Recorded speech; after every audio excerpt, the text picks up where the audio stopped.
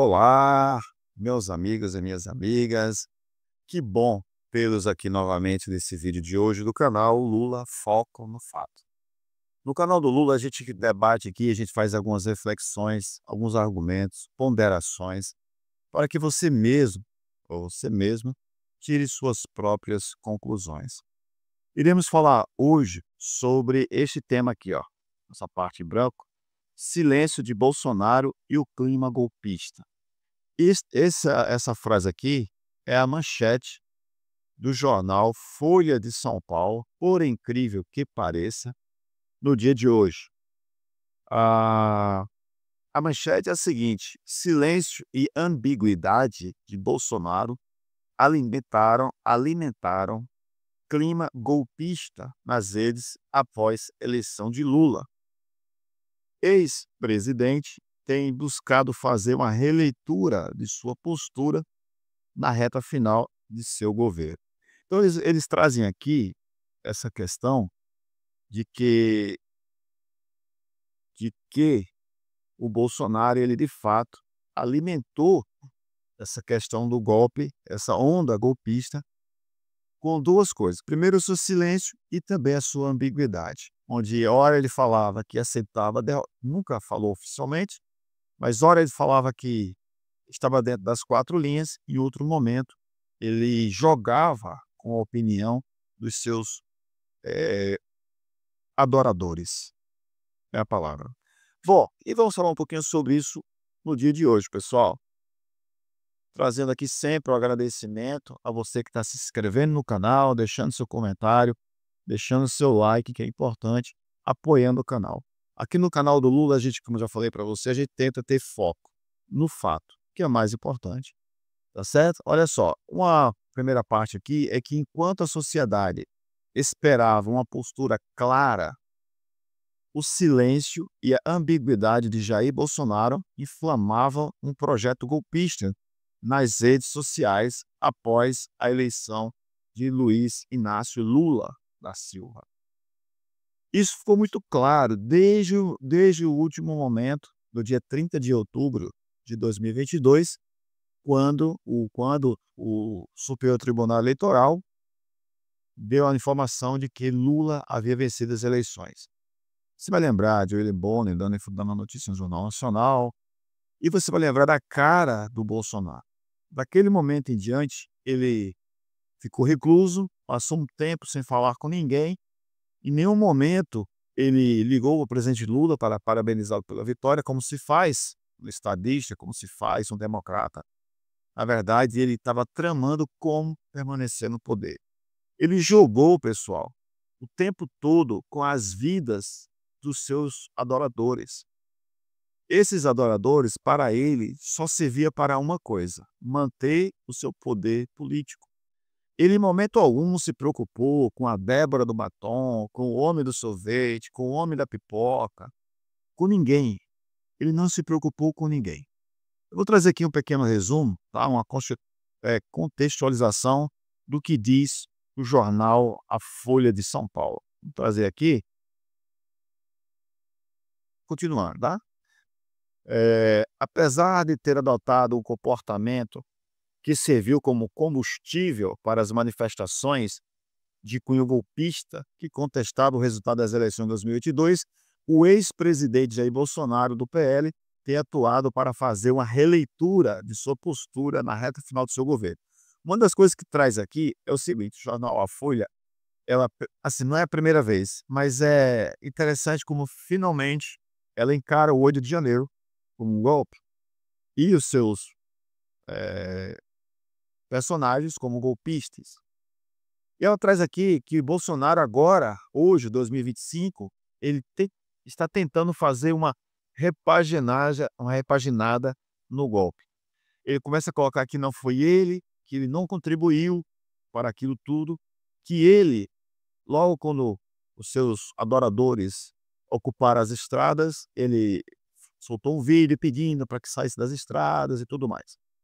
Ele disse também que trocou os generais do Lula, colocou os generais indicados pelo ministro da Defesa do Lula, e ele começa a falar que se ele fosse dar um golpe, ele não teria feito isso. Bom, Daqui a pouco eu tenho um comentário sobre isso, eu espero que eu não esqueça, tá? Só que o jornal A Folha traz exatamente que isso. Por um lado, ele fazia um gesto como se não quisesse dar o golpe, por outro, ele fazia outros gestos de golpe. Por exemplo, daqui a pouco a gente vai chegar lá. Mas olha só aqui, vamos continuar, né? Acusado por crimes de golpe de Estado, a gente já sabe disso aqui. Aí Bolsonaro lá em uma das manhãs, que ele apareceu em frente lá ao Palácio do Planalto, ou foi lá na Alvorada, onde Bolsonaro, ao falar com apoiadores em Brasília, em dezembro, no Alvorada, né, em dezembro de 2022, lembra disso aqui, né? A Michelle Bolsonaro ficou de joelhos, chorando, orando e tal, e o Bolsonaro disse: não percam as esperanças, não está nada perdido, não percam as esperanças. E o Braga Neto ali também tinha essa missão de dar esperança aos adoradores de Bolsonaro. Passando aqui é o seguinte, Bolsonaro diz que no dia 1º de novembro eu me pronunciei à nação e comecei dizendo: vão sentir saudades da gente. Na verdade, olha como faz um, um filho de Belial, se é que você me entende, né?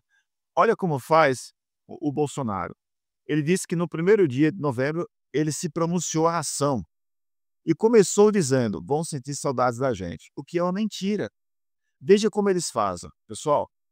Veja como eles fazem. Ele diz que no dia seguinte fez um pronunciamento e que iniciou dizendo: um dia terão saudade de nós, o que é uma mentira.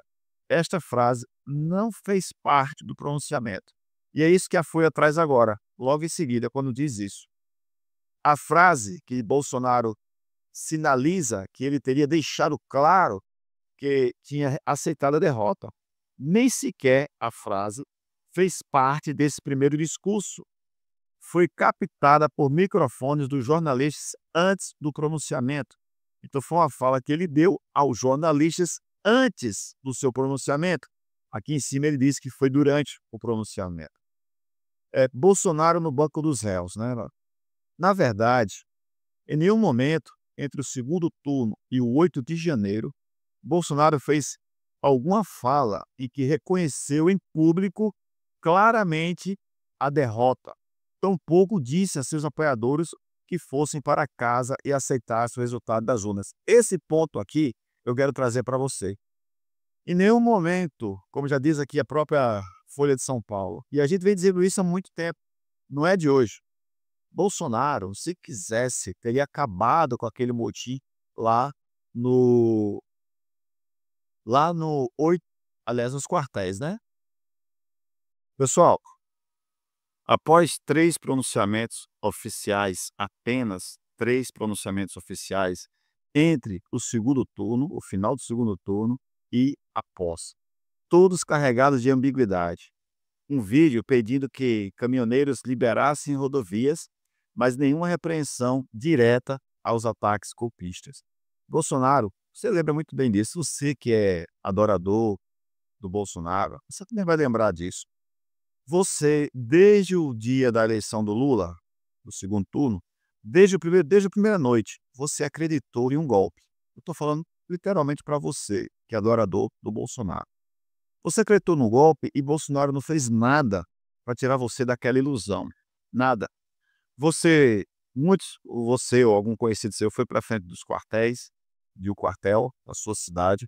Você pegou bandeira do Brasil, você foi para a rua, você foi protestar, você acreditou em fraudes nas urnas, você acreditou que Alexandre de Moraes seria preso em 72 horas, você acreditou que ele foi preso, você acreditou que Jair Messias Bolsonaro assinou o decreto 142, você acreditou em tantas coisas que Bolsonaro em nenhum momento, e ele teve várias oportunidades, mas em nenhum momento ele aproveitou essas oportunidades para esclarecer para você que nada daquilo estava acontecendo.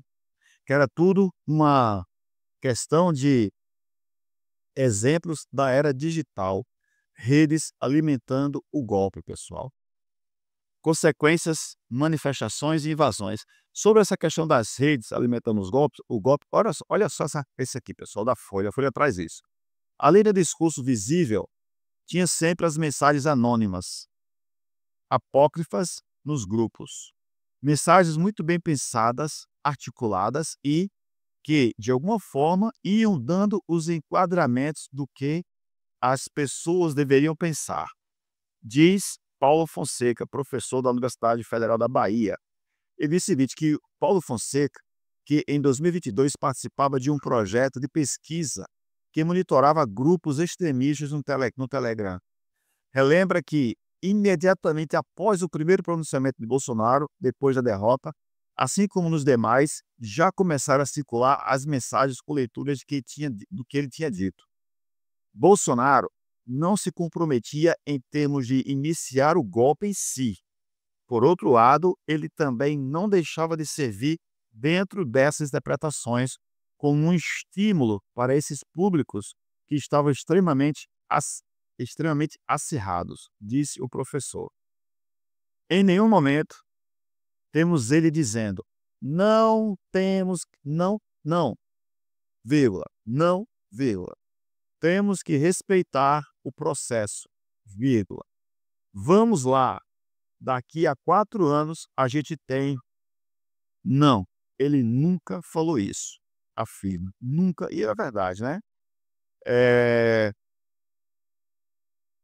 Reportagem da série aqui, você quiser ver lá, pessoal, olha só. Ex-presidente esgarçou limites do cargo e da democracia. Bolsonaro faz jogo retórico e busca disputa de narrativa. Militares buscam se blindar após se alinharem a golpismo. E STF julga Bolsonaro entre ecos da Lava Jato. E proposta de perdão remete a anistias antes do golpe de 64. São aqui temas de reportagem do jornal Folha de São Paulo. As primeiras 45 horas após o fim da apuração foram marcadas pelo completo silêncio do então presidente. Entre o segundo turno e a posse de Lula foram apenas 3 pronunciamentos, como nós já falamos aqui.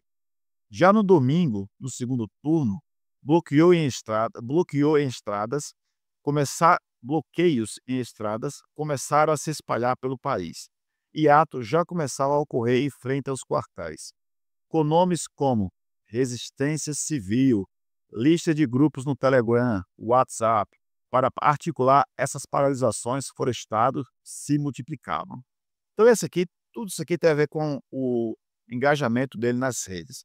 O silêncio dele e as mensagens ambíguas, né, quando ele dizia: tenho esperança, nada está perdido, eu confio em Deus, vocês é que mandam, o povo é que manda, são vocês que mandam. Isso ele falava e alimentava essa sede de golpe dos seus adoradores. Enquanto isso, Bolsonaro seguia recluso e nos poucos eventos a que compareceu, não discursou. Nesse meio tempo, as mais variadas teorias conspiratórias envolvendo fraude foram compartilhadas nas redes e grupos. O PL pediu invalidação de parte das urnas e as Forças Armadas deram diversos sinais de que flertavam com os manifestantes. Ora, só o fato das Forças Armadas permitirem aquela aglomeração de pessoas com faixas pedindo intervenção militar, só esse fato já mostra para eles que eles tinham apoio das Forças Armadas. Ora, se as Forças Armadas estão aqui conosco, é porque algo vai acontecer. Então, pessoal, é muito simples. Aquela galera, os adoradores de Bolsonaro, ficaram lá 72 dias tomando sol, chuva, poeira e tudo mais, sendo humilhados, porque eles tinham uma esperança. E essa esperança, ela foi alimentada durante todos esses dias. Foi alimentada pelas Forças Armadas, que tinham um chefe. E esse chefe era o presidente da República, à época, Jair Messias Bolsonaro. Ele comandava as Forças Armadas e ninguém teve a ousadia de tirar aquele povo de lá. Já falamos sobre isso antes. Se eu ou você, qualquer um de nós, hoje, pegar uma cadeira e sentar em frente a um quartel, nós seremos convidados a nos retirar. Naquela época, tudo aquilo foi permitido. Então, você não imagina que a permissão trouxe para aquelas pessoas o sentimento de que eles estão nos apoiando e eles vão fazer o golpe? Pois é.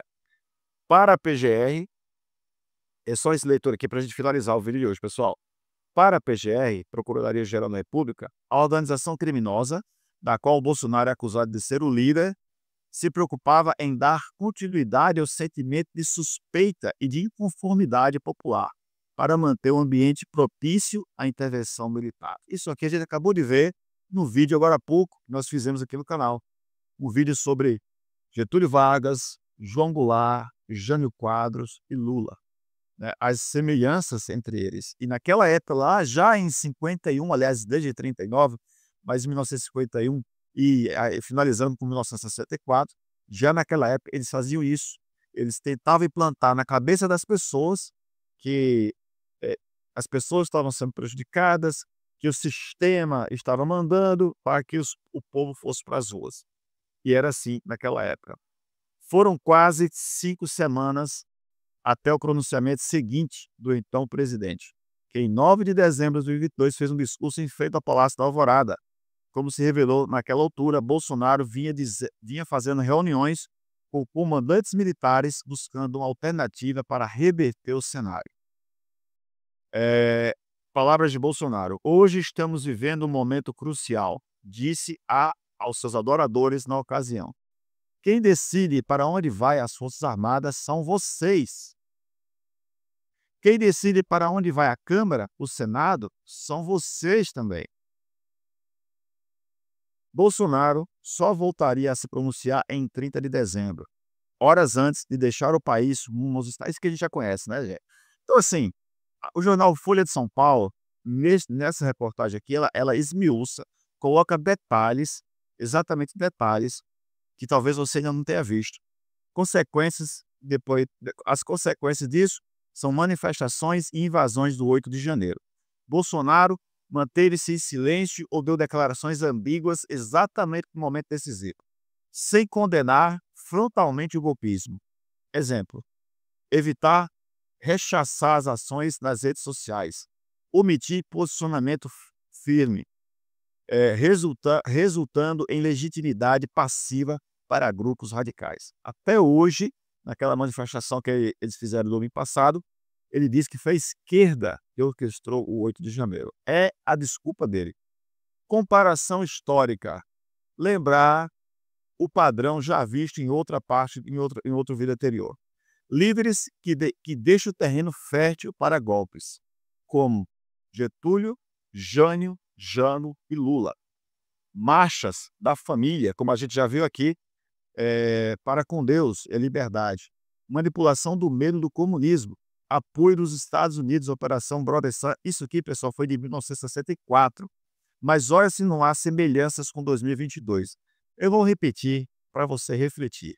Em 1964, lembrar o padrão que aconteceu naquela parte, tá? Líderes que deixam o terreno fértil para golpes. Como Getúlio Vargas, por conta da imprensa, tá? Jânio, Jango e Lula. A imprensa sempre tentando dar uma margem para golpes. A tal da marcha da família com Deus pela liberdade. Vocês já ouviram falar isso? Manipulação do medo do comunismo. Ouviram falar isso em 2022? Só não teve o apoio dos Estados Unidos, porque o presidente não era Donald Trump na época, né? Resultado: golpe militar, repressão e 21 anos de ditadura. E tem gente querendo sair, querendo novamente a ditadura e repressão militar durante décadas. Pessoal, vamos continuar aqui, a gente já finalizou, né? Olha só isso aqui. O silêncio vale tanto quanto uma palavra empenhada. Ora, já ouviram aquela frase? Quem cala consente? É exatamente isso. A nossa conclusão e mensagem final. Um silêncio conivente pode sustentar narrativas perigosas. A democracia precisa de clareza, palavras firmes, compromisso real, não meias-verdades. E era isso que a gente tinha. E para a gente finalizar, se você gostou, curta o vídeo, compartilhe e comente. Onde você viu esse silêncio conspirando contra a democracia?